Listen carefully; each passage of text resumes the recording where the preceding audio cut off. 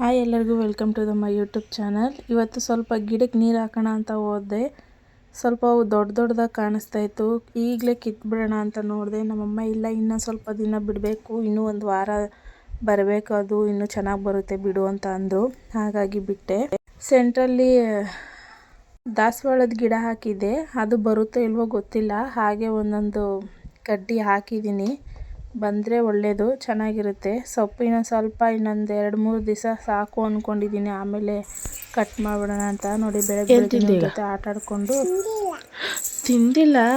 ನಿಂಗೆ ಕೊಡಲ್ಲ, ನಿನಗೆ ಕೊಡಲ್ಲ. ಯಾಕೆ ಹೇಳು? ತೀಟೆ ಮಾಡ್ತೀಯ ನೀನು ತೀಟೆ ಮಾಡ್ತಾ ಇರೋದು.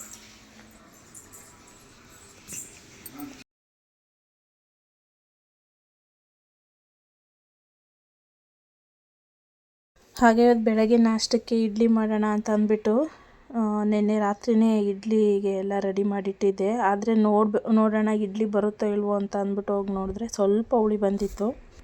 ಅದಕ್ಕೆ ಇಡ್ಲಿ ಹಾಕ್ಬಿಟ್ಟು ನೋಡಿಬಿಟ್ಟು ಇಡ್ಲಿ ಏನಾದರೂ ಬರಲಿಲ್ಲ ಅಂದರೆ ದೋಸೆ ಮಾಡ್ಕೊಳ್ಳೋಣ ಅಂತ ಅಂದ್ಬಿಟ್ಟು ಇಡ್ಲಿ ಪಾತ್ರೆನೂ ಬಿಸಿಗಿಟ್ಟೆ ಹಬೆಗೆ. ಇನ್ನು ಇದಕ್ಕೆ ತಟ್ಟೆಗೆ ಇಡ್ಲಿ ಹಿಟ್ಟು ಹುಯ್ದಿಡೋಣ ಅಂತ ಅಂದ್ಬಿಟ್ಟು ಹಾಕಿಡ್ತಾಯಿದ್ದೀನಿ. ನಮಗೆ ಒಂದು ಟೈಮ್ಗೆ 12 ಇಡ್ಲಿ ಆಗುತ್ತೆ, ಸಾಕು. ಬೆಳಗ್ಗೆ ಹೊತ್ತು ಅಂದರೆ ಒಂದು ಟೈಮಿಗೆ 12 ಇಡ್ಲಿ ಅಂದರೆ 2 ಟೈಮ್ ಮಾಡಿಕೊಂಡ್ರೆ ಆಯಿತು. ಇಡ್ಲಿ ಸಾಕಾಗುತ್ತೆ. ಹಾಗಾಗಿ ಫಸ್ಟೇ ಮಾಡಿಕೊಂಡು ಆಮೇಲೆ ಚಟ್ನಿ ಮಾಡ್ಕೊಳ್ಳೋಣ ಅಂತ ಅಂದ್ಬಿಟ್ಟು ಸುಮ್ಮನೆ ಅದೇ. ಇನ್ನು ಅಷ್ಟೊತ್ತಿಗೆ ನಾವು ಅಮ್ಮ ಬಂತು. ನೋಡಿ, ನಾವು ಅಮ್ಮನ ಜೊತೆ ಮಾತಾಡ್ತಿದ್ದೆ. ಚಾಕಿ ಬೇಕಾ? ಚಾಕಿ ಎಲ್ಲಿ ತಿಂತೀಯ? ಎಲ್ಲ ತಿಂತೀಯ?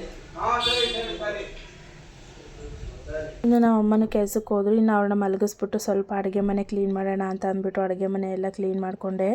ಇಡ್ಲಿ ಮಾಡಿದಾಗ ತುಂಬ ಅಂದರೆ ತುಂಬ ಗಲೀಜಾಗಿರುತ್ತೆ ಅಡುಗೆ ಮನೆ, ಹಾಗಾಗಿ ಕ್ಲೀನ್ ಮಾಡಿ. ಇನ್ನು ಅಷ್ಟೊತ್ತಿಗೆ ನಮ್ಮ ಮೇಡಮ್ ಅವರು ಇದ್ದರು. ಆಮೇಲೆ ಏನಾದರೂ ತಿನ್ನೋ ಕೊಡಬೇಕಲ್ಲ, ಹಾಗಾಗಿ ಫ್ರೂಟ್ಸ್ ಇತ್ತು ಅಂತ ಅಂದ್ಬಿಟ್ಟು ದಾಳಿಂಬೆ ಕೊಟ್ಟೆ. ದಾಳಿಂಬೆ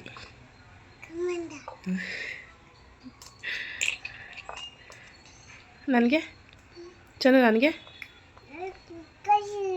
ನಂಗೆ ಕೊಡಲ್ಲ? ಕೊಡ್ತೀಯಾ? ಕೊಡು, ಮತ್ತೆ ಕೊಡು. ಸಾಕ ಒಂದು? ಇನ್ನು ವಾಷಿಂಗ್ ಮಿಷಿನ್ ಬಟ್ಟೆ ಹಾಕಿದೆ, ಅದು 12 ನಿಮಿಷಕ್ಕೆ ಬಂದಿತ್ತು. ಈಗ ಕಂಫರ್ಟ್ ಹಾಕ್ಬಿಟ್ಟು ನೆಕ್ಸ್ಟ್ ಡ್ರೈ ಆದಮೇಲೆ ತೆಗೆದ್ಬಿಟ್ಟು ಒಣಗಾಕ್ಬಿಡೋಣ ಅಂತ ಅಂದ್ಬಿಟ್ಟು ಎಲ್ಲ ತೊಗೊತಾ ಇದ್ದೀನಿ.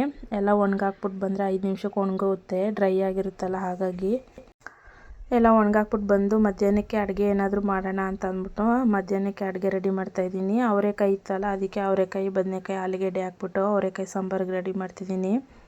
ಇವತ್ತು ದೇವಸ್ಥಾನದಲ್ಲಿ ಪೂಜೆ ಇರೋದ್ರಿಂದ ಬೇಗ ಅಡುಗೆ ಮಾಡಿಟ್ಬಿಟ್ಟು ದೇವಸ್ಥಾನಕ್ಕೆ ಹೋಗೋಣ ಅಂತ ಅಂದ್ಬಿಟ್ಟು ರುಬ್ಬಕ್ಕೆ ಕಾಯಿ, ಈರುಳ್ಳಿ, ಟೊಮೊಟೊ, ಶುಂಠಿ ಬೆಳ್ಳುಳ್ಳಿ ಪೇಸ್ಟು, ಅಚ್ಕಾರದ ಪುಡಿ, ಅರಿಶಿನ ಪುಡಿ, ಗರಂ ಮಸಾಲ, ಕೊತ್ತಂಬರಿ ಸೊಪ್ಪು, ಒಂದು ಸ್ವಲ್ಪ ಚಕ್ಕೆ ಹಾಕ್ಕೊಂಡಿದ್ದೀನಿ. ನೀರು ಹಾಕ್ಬಿಟ್ಟು ರುಬ್ಕೊಂಡ್ರೆ ಆಯಿತು.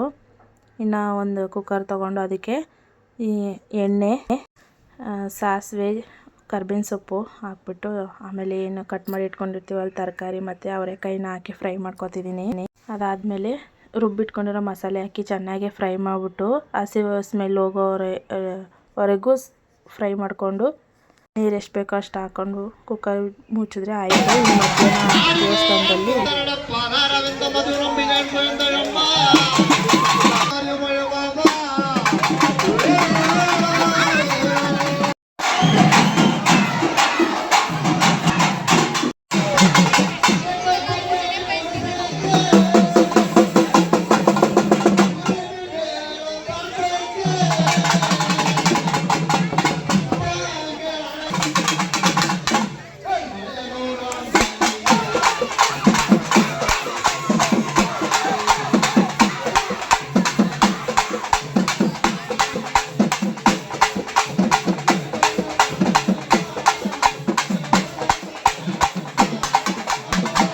ಪೂಜೆ ಮಾಡಿಸೋಣ ಅಂತ ದೇವಸ್ಥಾನಕ್ಕೆ ಹೋಗಿದ್ವಿ. ಆದರೆ ಅಲ್ಲಿ ಮಾಡಿಕೊಡಲ್ಲ ಅಂತ ಅಂದರು. ಆದರೂ ನಾನು ಪೂಜೆ ಸಾಮಾನು ಎತ್ಕೊಂಡು ಹೋಗಿದ್ನಲ್ಲ, ಹಾಗಾಗಿ ಮಾಡಿಕೊಟ್ರು. ಅಲ್ಲಿ ತುಂಬ ರಶ್ ಇತ್ತು, ಏನು ಮಾಡೋಕ್ಕಾಗಲ್ಲ. ಅಲ್ಲಿ ಪೂಜೆ ಮಾಡಲ್ಲ, ಹೊರಗಡೆನೇ ಮಾಡ್ಕೋಬೇಕು ಅಂತಿದ್ರು. ಇದು ಮೆರವಣಿಗೆ ದೇವ್ರು ನೋಡಿ ಎಷ್ಟು ಚೆನ್ನಾಗಿ ಅಲಂಕಾರ ಮಾಡಿದ್ದಾರೆ ಅಂತ. ಈಗ ದೇವರು ಒಂದೊಂದೇ ಮೆರವಣಿಗೆಗೆ ಹೋಗ್ತವೆ. ಈಗ ದೇವರು ನೋಡಿ ಮೆರವಣಿಗೆಗೆಲ್ಲ ರೆಡಿಯಾಗಿದೆ. ಇದಾದಮೇಲೆ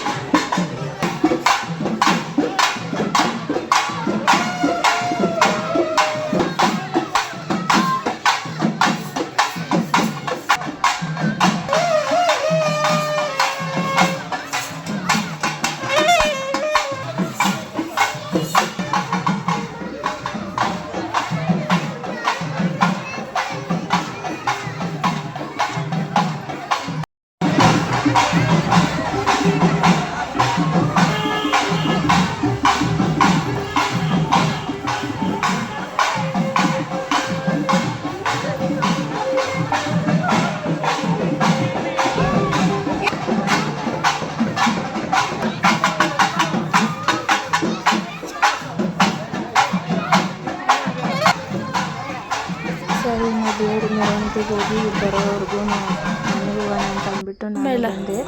ಮೇಲೆ ಬಂದು ಬಟ್ಟೆ ತಕೋಣ ಕೆಲ್ಸಕ್ಕೆ ಹೋಗೈತಾ ಏನು ಕೆಲ್ಸಕ್ಕೆ ಹೋಗೈತೆ? ಅಮ್ಮಮ್ಮನ ಬಿಡಕ್ಕೆ ಹೋಗಿದ್ದಾ? ಯಾವಾಗ? ಇಲ್ಲ ರಿಷಿಕನ್ನ ಅವಳು ಬೇಕಾ? ಏನಕ್ಕೆ ಮೇಲಿಂದ ಬರ್ತಾರೆ ಅಪ್ಪಂತ ಬಿದ್ಲು. ಬಿದ್ದಿದ ತಕ್ಷಣ ಇನ್ನು ಬಟ್ಟೆ ನೆಂದೈತಲ್ಲ, ನನಗೆ ಆ ಬಟ್ಟೆ ಬೇಡ ಬಿಚ್ಚು ಅಂತ ಕೂತಿದ್ಲು. ಏನು ಒಂದು ದಿವಸಕ್ಕೆ ಎಷ್ಟು ಬಟ್ಟೆ ಆಗುತ್ತೋ ಗೊತ್ತಿಲ್ಲ, ಹಾಕ್ಕೊಂತಾನೆ ಇರ್ತಾಳೆ, ಬಿಚ್ತಾನೆ ಇರ್ತಾಳೆ. ಇನ್ನು ಸಂಜೆ ಅಮ್ಮ ಬಂದರು. ಅಮ್ಮನ ಜೊತೆ ನನ್ನ ಮಗಳು ಏನೋ ಕಿವಿಲಿ ಗುಟ್ಟು ಹೇಳ್ತಾ ಇದ್ರೆ ಅವಳು ನಾನು ಹೇಳ್ತೀನಿ ಅಂತ ಹೇಳ್ತಾ ಇದ್ಲು. ಅದಕ್ಕೆ ನಮ್ಮ ಅಮ್ಮನೂ ನನ್ನ ದೊಡ್ಡ ಮಗಳು ಇಬ್ಬರು ನಗ್ತಾಯಿದ್ರು. ನನ್ನ ಚಿಕ್ಕ ಮಗಳಿರೋದಕ್ಕೆ ಟೈಮ್ ಪಾಸ್ ಆಗೋದೇ ಗೊತ್ತಾಗಲ್ಲ. ತುಂಬ ಅಂದರೆ ತುಂಬ ತರಲೆ ತುಂಟಾಟ ಮಾಡ್ತಿರ್ತಾಳೆ. ನೋಡಿ ಮೇಲ್ಗಡೆಯಿಂದ ಗಾಡಿ ತಂದು ಇಟ್ಕೊಂಡಿದ್ದಾಳೆ ನಾನು ಗಾಡಿ ಓಡಿಸ್ತೀನಿ ಅಂತ.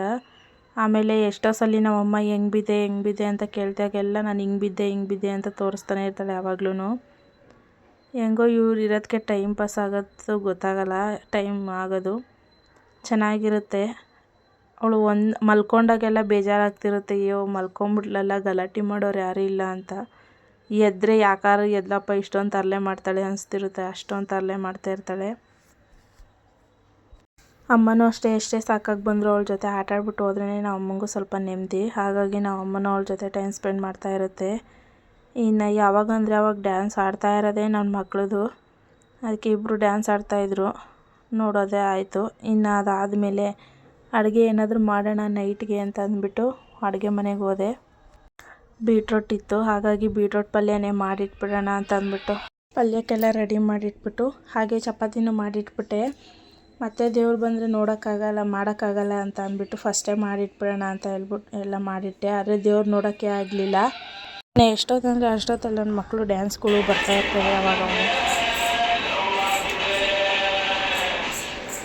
ಡ್ಯಾನ್ಸ್ ಎಲ್ಲ ಆದಮೇಲೆ ಇಬ್ಬರು ಕಚ್ಚಾಡ್ತಿದ್ದಾರೆ. ಬರೀ ಹೊಡೆದಾಡೋದೇ ಇವ್ರದ್ದು ಕೆಲಸ, ಸೈಲೆಂಟಾಗಿರೋದೇ ಇಲ್ಲ. ಆಡೋವರೆಗೂ ಆಡ್ತಾರೆ, ಮತ್ತು ಜಗಳ ಆಡ್ತಾರೆ. ಇನ್ನು ಮಲ್ಕೊಳ್ಳೋ ಟೈಮ್ ಅಲ್ವಾ, ಹಾಗಾಗಿ ನಮ್ಮ ಅಜ್ಜಿ ಹತ್ರ ನಾನು ಮಲ್ಕೋತೀನಿ ಅಂತ ಇಬ್ಬರು ಕಿತ್ತಾಡ್ತಿದ್ರು. ನೀವೇನಾದರೂ ಮಾಡ್ಕೊಳ್ಳಿ ಅಂದ್ಬಿಟ್ಟು ನಾನು ಬಾಟಲ್ಗೆ ಹಾಲು ಹೋಯ್ಕೊಂಡು ಎತ್ತಿಕೊಂಡು ಇನ್ನು ಅಡುಗೆ ಮನೆಯೆಲ್ಲ ಕ್ಲೀನ್ ಮಾಡಿಬಿಟ್ಟು ಮಲ್ಕೊಳ್ಳೋಣ ಅಂತ ಅಂದ್ಬಿಟ್ಟು ಎಲ್ಲ ಕ್ಲೀನ್ ಮಾಡಿಬಿಟ್ಟು ಮಲ್ಕೊಂಡೆ. ಇಲ್ಲಿಗೆ ಈ ವ್ಲಾಗ್ ಮುಗಿಸ್ತಾ ಇದ್ದೀನಿ. ಈ ವಿಡಿಯೋ ಇಷ್ಟ ಆದರೆ ಪ್ಲೀಸ್ ಲೈಕ್ ಮಾಡಿ, ಸಬ್ಸ್ಕ್ರೈಬ್ ಮಾಡಿ. Thank you, bye, see you.